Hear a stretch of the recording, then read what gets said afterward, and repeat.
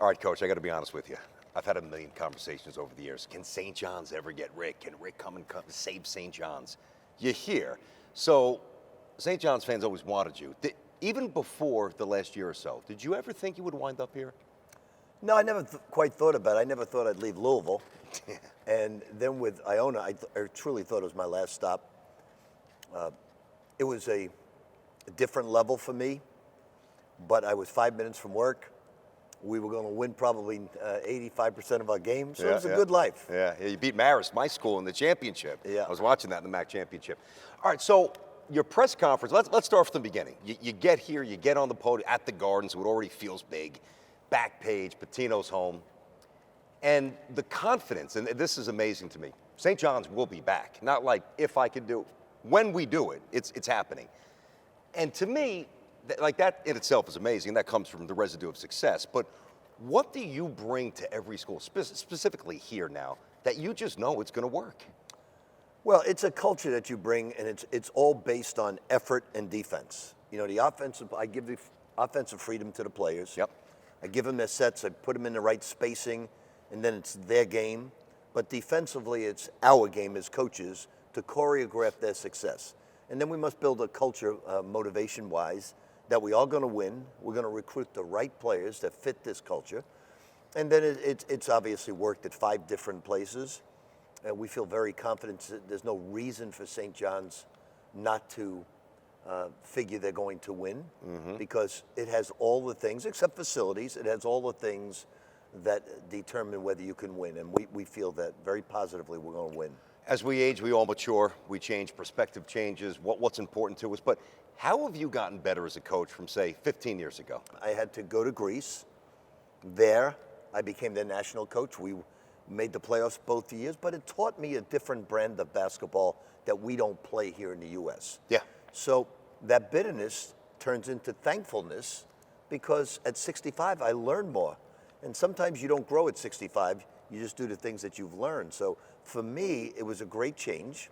Then coaching the national team was a great change. Then going back home to Iona was a great change.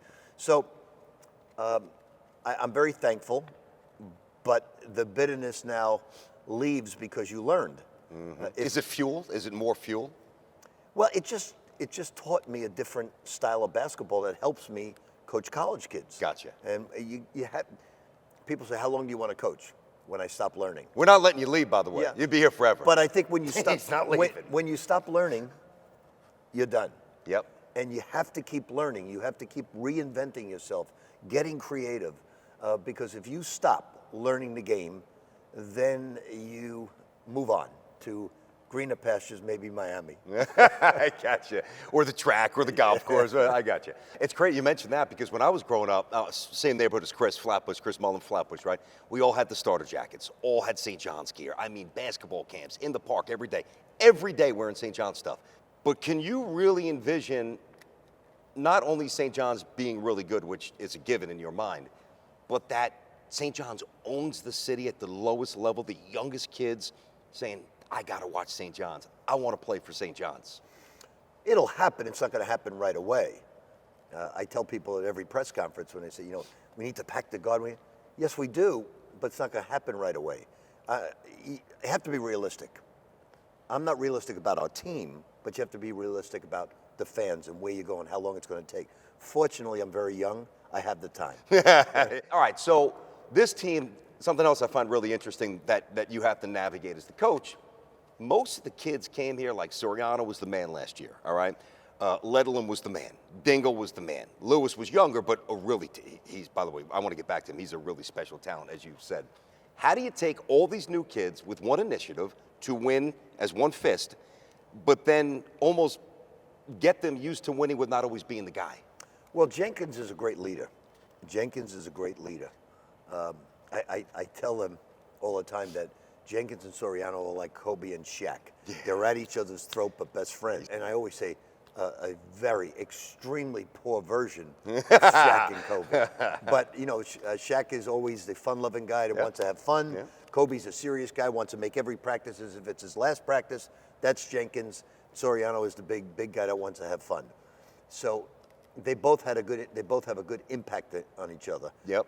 Sorry, I said lighten up, DJ. And no, man, we got to win. We got to win. You got to get with a big fella. Yeah. And they're always doing that to each other. Let's say you guys are down by 2. Doesn't matter whether it's home or on the road. 9 seconds left. You call your final timeout. You set up your play right now. It could change. Who do you want taking that shot?